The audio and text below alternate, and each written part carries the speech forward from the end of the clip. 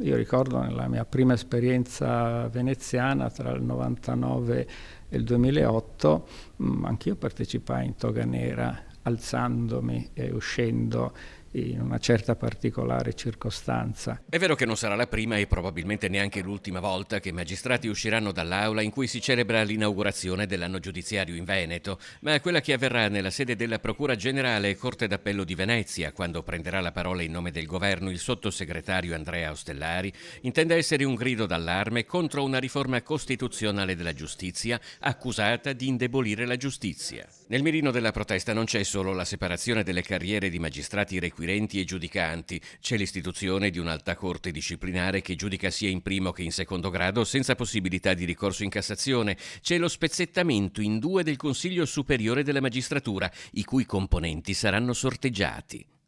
Io chiedo ai cittadini, l'estrazione a sorte risponde al principio uno vale l'altro.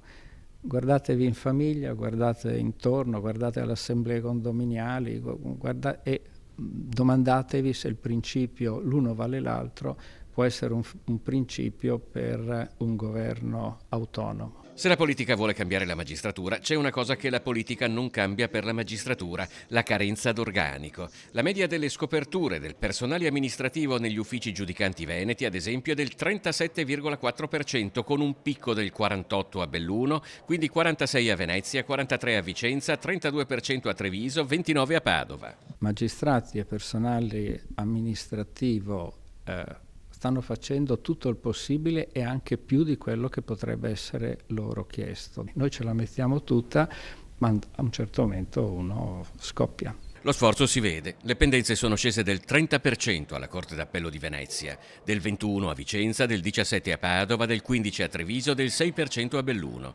Al Tribunale Ordinario di Venezia invece c'è stato un aumento del 124% per le migliaia di richieste di cittadinanza italiana da parte di discendenti di immigrati veneti in Brasile. Il fenomeno ormai è fuori controllo.